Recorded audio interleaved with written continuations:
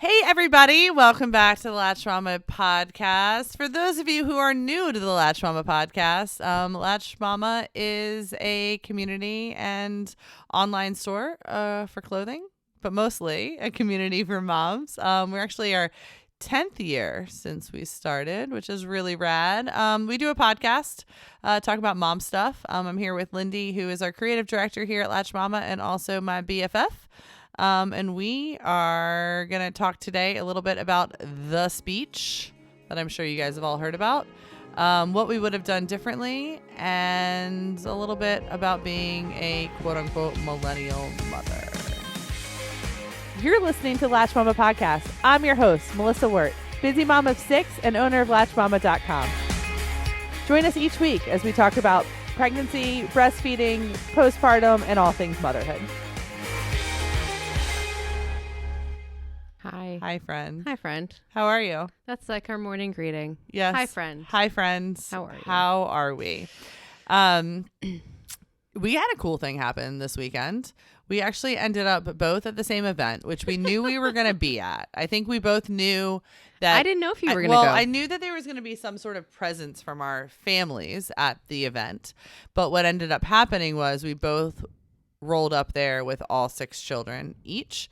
Yeah. So our kids were all together for pretty much probably one of the first times ever-ish. Which is rare. Really, really, really rare. So we took a picture of -1. 11 of them because, of course, one of them did not want to be in the picture. That's pretty good percent that 11 did not want out to of be in. 12 children to stand still for a picture. Did it? You guys can check that out on Latched Mama Love if you guys are in that Facebook group. But yeah, all of our kiddos were together. It was, one of those kids sporting event things. We were outside. It was great. It's gorgeous weather. Oh, Matthew took his entire plate of barbecue and threw it. What happened? 2-year-old happened. Was he mad? No. Or did he accidentally, he accidentally dropped it? He thought it was funny.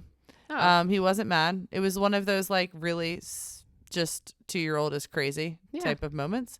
And he took the plate and he threw it towards Lindy's family. Half of it got in my hair. Your Nora, who's how old? She's almost 13. 13 was appalled by the situation. And then not in a bad way, but just in a wasn't sure. What just happened? Is somebody okay? And then there was barbecue all over Lindy's backpack. It was like a whole big thing. And it's really hot in my office because we will never get the HVACs right here in this warehouse. Yeah, it's a mystery. It's a complete mystery of how this whole thing works. But anyways, our families were together, which was amazing. But yeah, let's talk about this Buckner speech. I don't even know, Buckner, but I don't even know his name. All right, for those of you who don't know, he is the kicker for the Kansas City Chiefs. Kansas City Chiefs is also where Travis Kelce plays, who is also the boyfriend of Taylor Swift. So Taylor Swift's boyfriend's teammate gave a speech this weekend or last weekend. I don't know, 3 weeks ago. I don't know. He gave a very Catholic speech at a very Catholic college, which is fine. It was great. It was cool.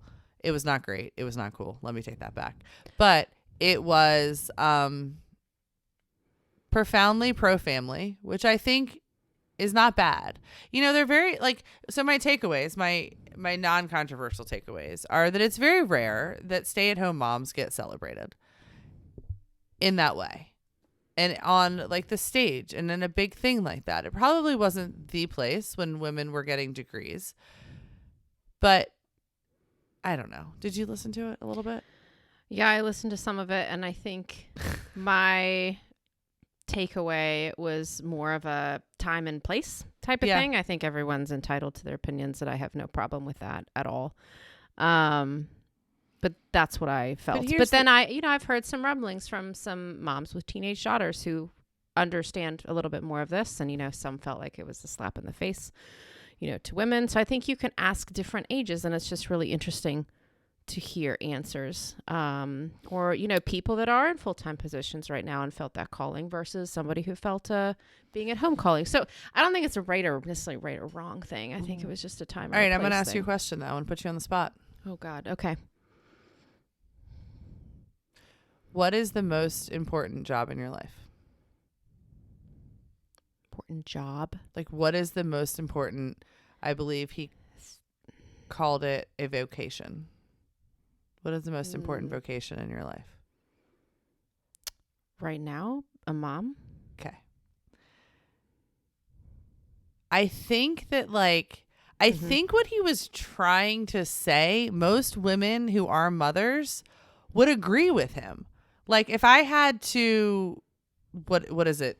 What does she say in Kiss, Marry, Kill? What is it? Marry. And what? Like the game you do. You like, Kennedy, what is it? Kiss, Marry. Well, yeah. It's okay. It's probably not Kiss, Marry, Kill. It's probably something else. But like, I would, like, I know this is like really random, but like if I had to get rid of one thing, it would be my job. Then it would be my husband, and then it would be my kids. Yeah. Like if I had to like choose like the three options. So I guess what I'm saying is that like I think most mothers would say that the most important thing in their lives is their children. So I don't think he was like completely off base, but I think he's also belittling the role that a woman can actually play in professional world as well. And I don't want to get too far down a hole, but I think some more conservative beliefs. Where do I go with this? Some could potentially be it's kind of wife, kid, like in a different order. And I think that's fine if you believe that. I really do. I just think kind of when you read the room, so, more or less right now, and kind of what women are going through and things like that. It was a wrong place, right time. And I think it always kind of started with the wife and a mother, and like that kind of got me because it felt a little bit kind of ownership-ish. And and I mean she made I mean I think at the end of the day, if he had just changed a few of the words, if he had just said, when his wife chose to be his wife or chose to be a mother, or I mean there was very little choice, I think, coming from it. He also kind of went on the offensive a little bit on some of the other minority groups and IVF. I just don't see how any of that plays into a graduation speech. That's my opinion. Yeah, and I think that's politics, where we wanted to all go. Of that like, is not. What would you have wanted to hear? And I was thinking about this the other day. Like, I don't think I'll ever be at the place where I'll give a convocation speech somewhere other than like a preschool or something. But I don't think anybody is gonna have Melissa Word up at the front of the preschool. But no, I mean, if you stay in the Kelsey family, Kylie gave the convocation speech at Cabrini last weekend, which was actually closing, which is kind of cool. But anybody who plays a D3 sport like field hockey, I feel like a little akin to her. But anyway, so she gave a speech. It was actually really good. You should go check that one out too. It balances out the one. It's also cool to hear from like an athlete going back to their college and stuff too. But I don't know. I've been thinking about it lately, like what I would say, like how many years, 20 years after graduation, I would say about what I've learned about life. And I mean, a lot of it comes from being a mom. Like a lot of it comes from like what I would want my children to learn. But I mean, at 20 and you're sitting there and like, I hadn't found out. What would you tell your? No, I'm serious. I don't know. Oh my God, it's so hard. I think one of like the major things that I have learned recently is like you will learn so much more in life from learning people's stories and learning from someone else than you'll ever learn in like a textbook or writing a paper or doing whatever, unless you're interviewing somebody. Like, I am so intrigued and so amazed by the idea that like, of course we learn through achievement and failure, and all of our daily lives we're constantly learning and stuff. But the idea that every other human being, if you slow down enough to learn their story, can also teach us, it like starts exponentially. You can just learn all day long, all the time, in places that like you never thought you could learn. Like, it's the coolest thing. Like, I don't have to go to war, but I could go talk to somebody who fought in Vietnam, and suddenly I'm learning about wars.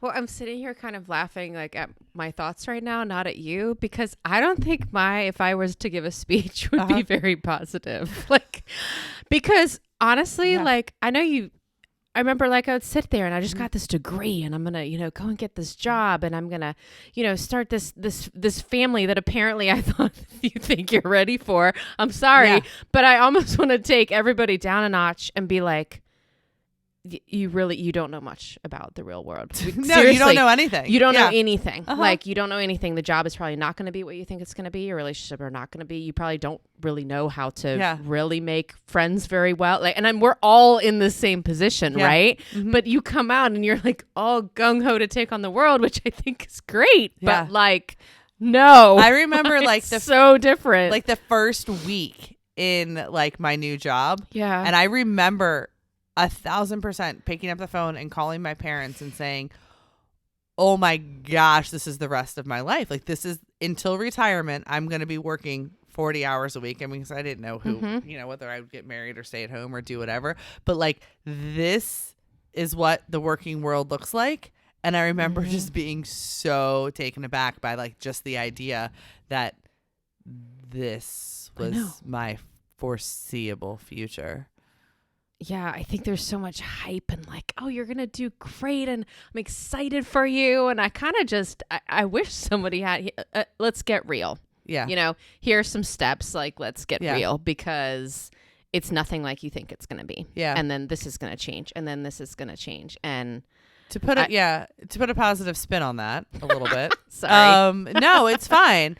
But I think, I think even at that age, I could probably have said, because I was trying to figure out like what I had learned at that stage that you can kind of grow on and say, this is the stuff you take with you.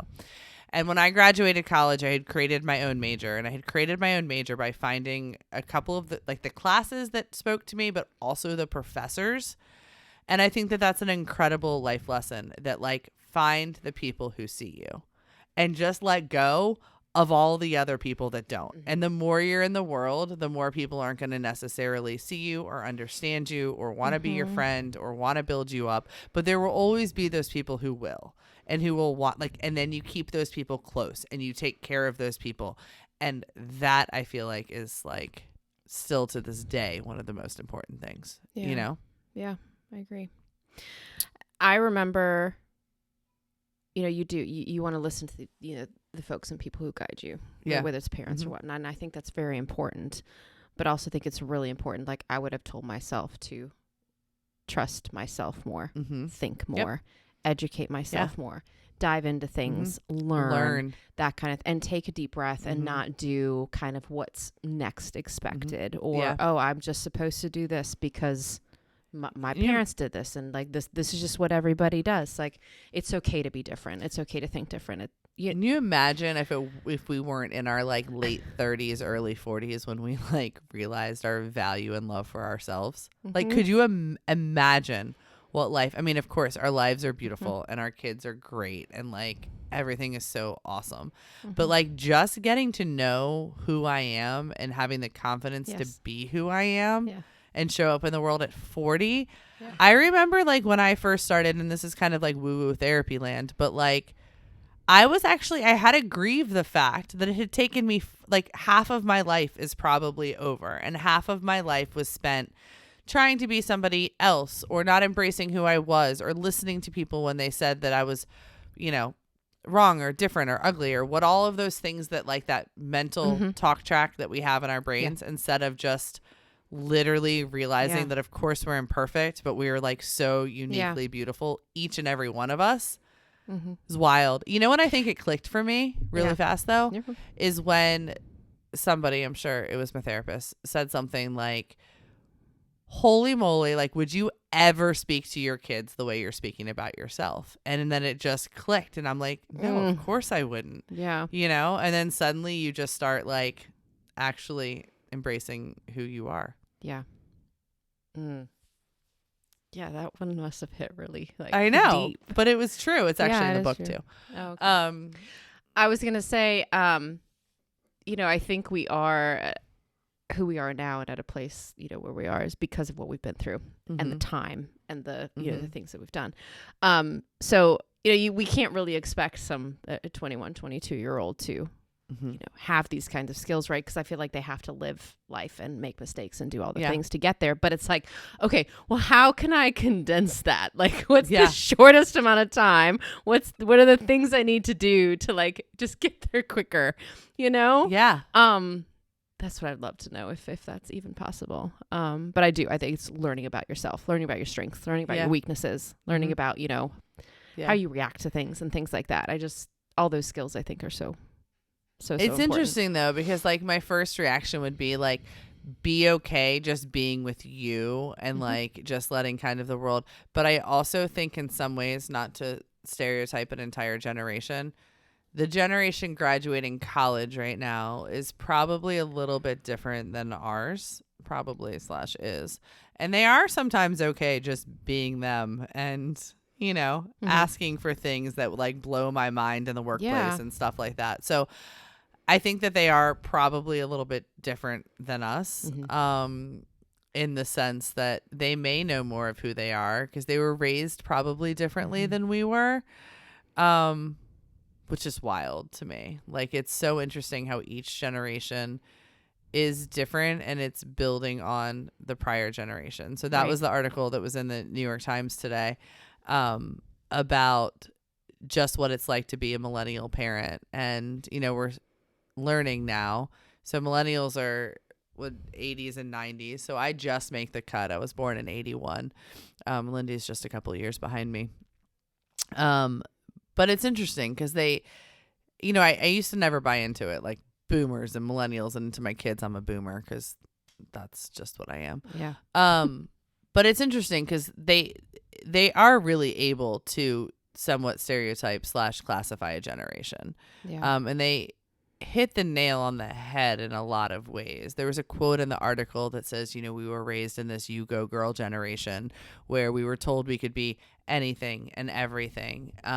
What I don't think people expected in my mind, and this actually was mentioned in the article too, was what happens when you put the element of social media and Pinterest and Instagram into that like you go girl mentality.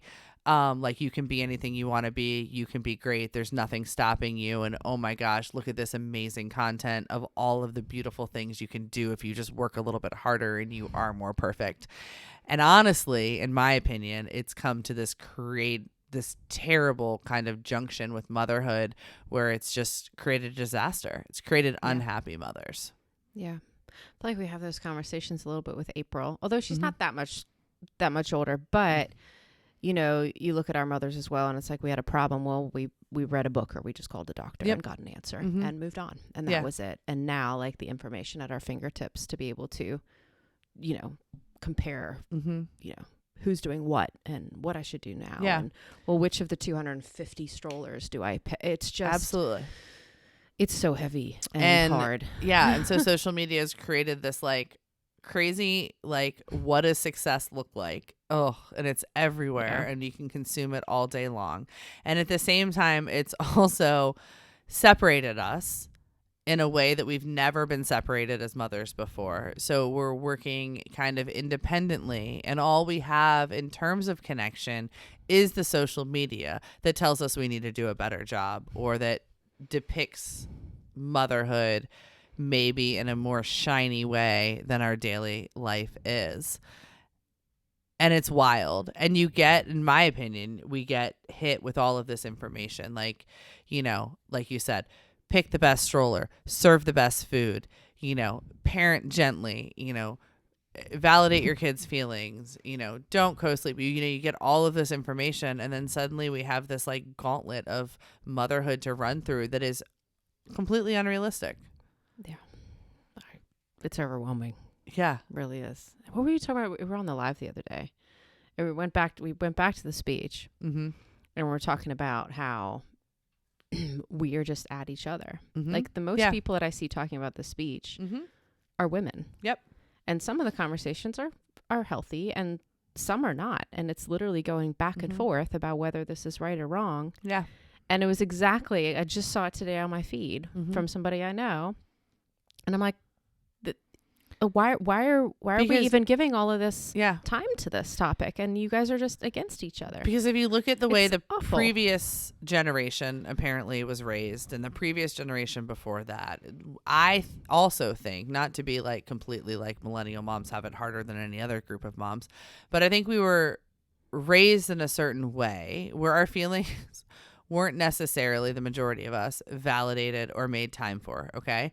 So now we're in this place that feels so difficult and so overwhelming. We're not used to slowing down and validating our own feelings or coming from things from a place of self. Okay. So then we do get competitive with one another and we do feel insecure and we do get on each other's, like, just start fighting with one another on social media. And then you also look at the fact that negative connection is going to give you the same thing as positive connection. So it actually feels good to fight with each other, especially on social media. Well, it can feel like validating because nobody actually kind of instilled in us that it's okay. Like, be comfortable and confident in what we believe and what we want to do. And And I'm going to go out on a complete ledge here, but I will say that men will continue to stand up and speak for women as long as we can't get along with one another. 1,000%.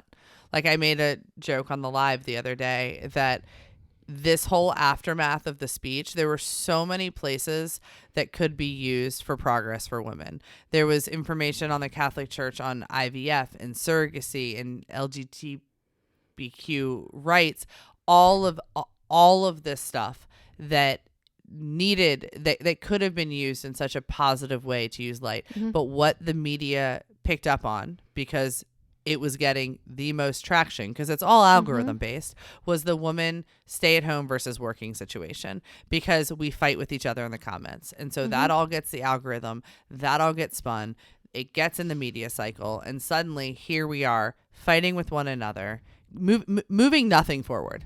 Okay. It's all hard, guys. It is hard if you go to work. It is hard if you stay at home. It is the hardest job on the planet. Yeah.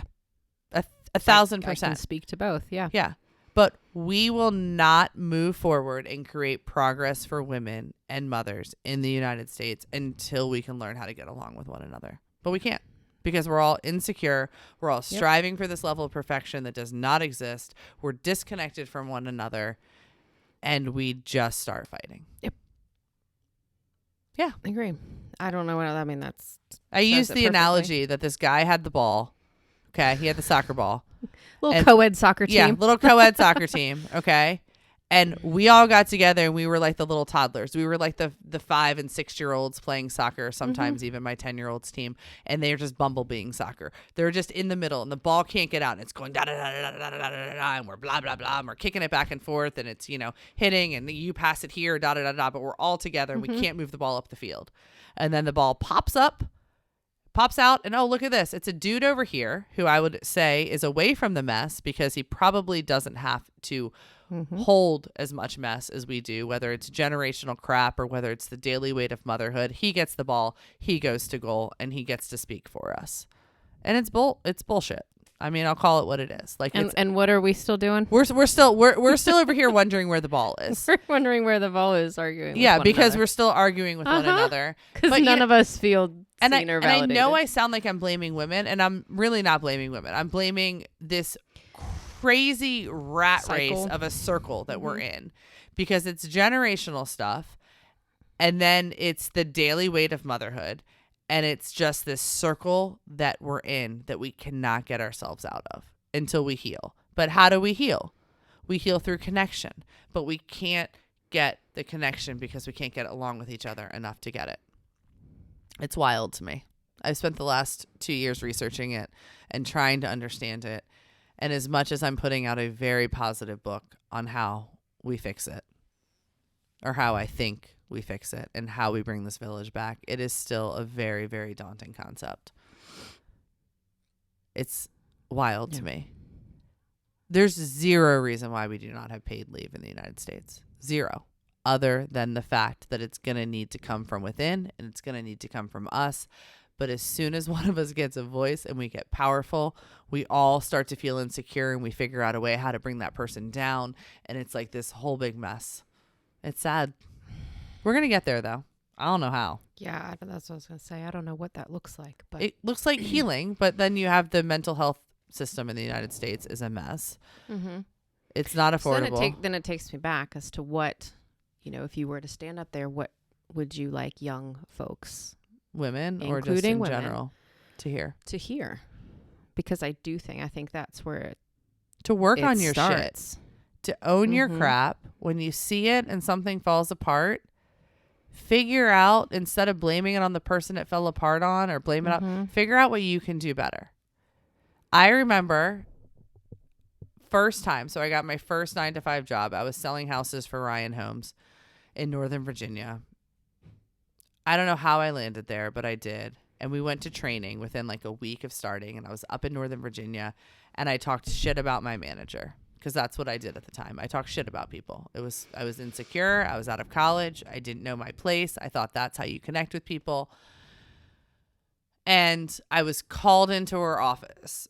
We got home, got through my first sales meeting when I got back, and I got called into the office, and she said, "Hey, somebody overheard you at another table." And I mean, I think I don't know if I admitted it. I don't know. But I wish I had learned in that moment that there was something going on with me. I can tell you now, 40, raised, grown up, raised some kids at this point, that in that moment, like I just said, when I explained the situation, I was feeling insecure. I was feeling out of place. I was trying to find connection with other people. And I thought the easiest way to find it was to make fun of my manager, was to talk down to somebody. But until we learn how to do that work, when we get into that negative place or when we do something that is not good humaning, until we learn how to look in ourselves and be like, hey, you know what? I'm not broken. There's really nothing wrong with me. But in that moment, I did that because I was feeling this, and that came from this. And what could I have done instead? We're not going to get anywhere.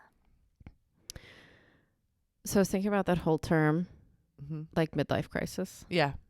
Which I don't think it's any of that. You can consider it like midlife, right? Yeah. But I really just think it's like this awakening awareness that, it could be you're grieving what you thought or whatever. But I just think it's this result of not slowly doing that work from a much younger age. Yep. Because it's just that light bulbs go off, but I think it's through these years of just like trying and failing and trying and and learning.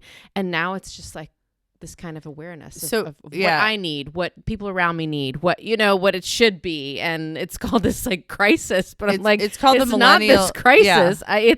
It's something very different. It's good. You just wish it happened earlier. I don't know. It's just quite fascinating. What Lindy's referring to is in this article that's in the Times. It's called it the millennial midlife crisis or something like that.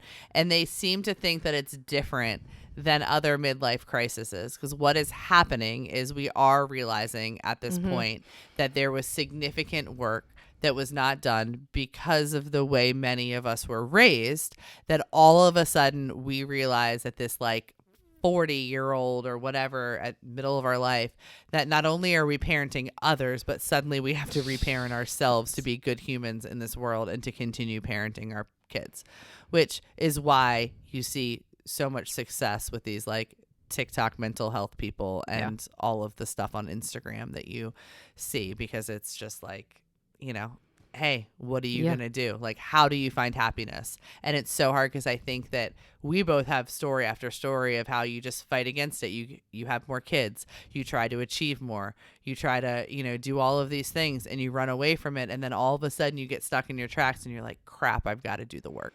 The only way to happiness is to do the work at some point. It sucks. Okay. So, did you read the whole thing? The part about that divorce was down in millennials, that kind of stuck out to me, because it's probably down because none of us want to give up on anything.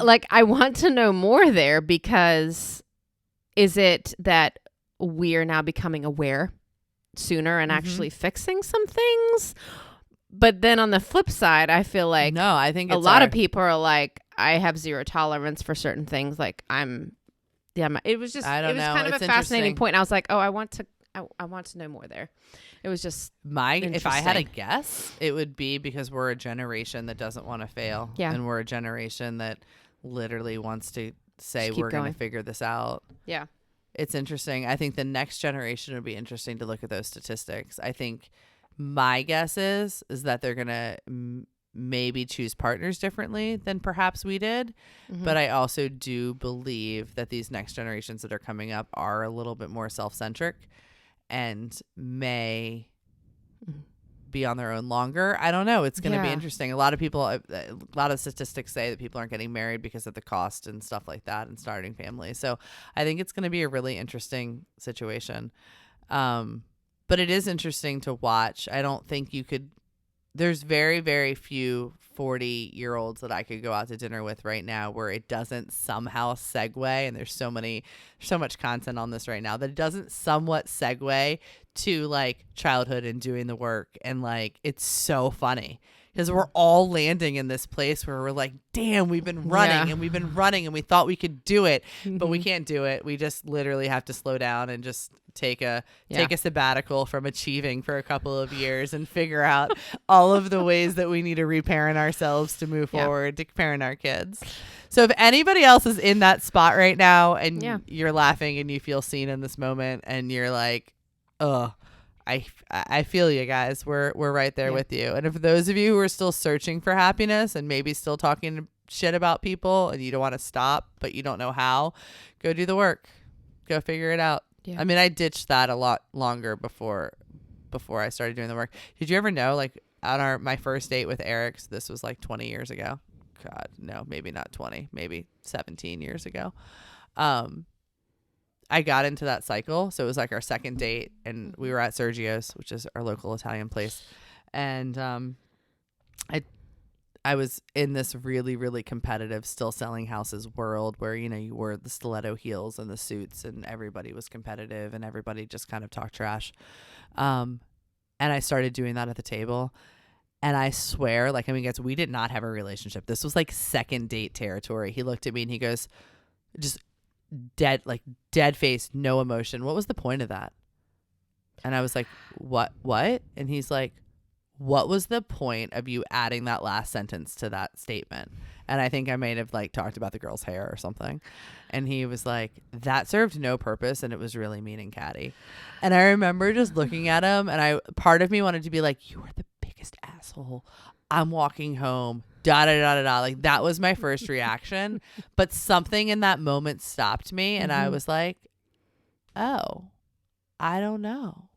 Yeah. And we like pivoted and I started learning how to kind of have conversation and connection without needing to prove myself. And I think that that's what we're doing in those moments is like we're trying to prove our worth and trying to do whatever. And then it all comes back to loving yourself. Yeah. It's interesting. My daughter had a sleepover party. So there were 6 of them, including her. So we kept it even. How old? You know, they're pretty much all 10. Okay. But it's just quite fascinating as a parent to watch these dynamics because I could pick out the 2 that, unless they were talking or interrupting, didn't feel seen ever and were terrified of feeling left out or they didn't get to sit next to a certain person. And then I could pull out the healthiest kid in that room. It was not mine, but it was her birthday. So she got a lot of attention. So it was hard. But, I could pick out the most secure in there and I could pick out the others that it was just so fascinating to think watch. About their families? Like how many siblings did like the healthy, most secure one have? 3. Oh, that's impressive. But, I'm sure there's so many factors that go into it as well. They all kind of knew each other. Probably like how much food they've eaten and how much sleep they've gotten probably plays into it too. Probably so much. We're like trying to make it this bigger thing, but it was just really interesting because you do. And then, as a parent, what conversations could I keep having with my kids and things like that? But right off the bat, I was like, girls, we're chatting. I said, everybody feels included until you leave my house tomorrow at 10 a.m. Yep. And I said, if there is any issue, you come to me and we're going to work it out as a group. And what was so interesting is 4 of them were like, yes, yes, yes. As in like, I've felt that before, and thank you for saying it. So like we had good conversations, and you're such a good millennial mom, Lindi. You're such a good millennial mom. But it was just really interesting. Like No, you start it's doing true. the work, and you start becoming aware of the Absolutely. little things. And I'm like, they're only 10. Like they're in a world, they've got years and years to screw up. But could you fix imagine it, if somebody said that in your life? When you were like, it kind of makes me want to cry. I've been to the parties where you're just completely left out. Yeah. Like if It somebody sucks. had said to me at like 10, 11, 12, you know, like I wouldn't even know what feeling seen meant at that time. I mean, I can look back and can think of the people in my life who I felt seen when I was around, but I couldn't have told you like what that meant, or like how to put into words like how important that was at the time. But yeah, I mean, I tend to fight for it for my kids now more, like in those situations and in situations in general. But I know I'm not always. I mean, they're going to have friends that I know are not the nicest people. It's just so hard. Parenting big kids is just a whole nother world. Yeah. So enjoy your sleepless nights, guys, because although they're terrible, big kid stuff is just as hard. Terrible at times. It's different. Yeah. But it's really, really cool. It's such a cool journey. So yeah, maybe back to the speech. What's my greatest vocation in life? It's being a mother. But I absolutely love having the choice to be something else at the same time. So, all right, guys, we will see you next week. Bye.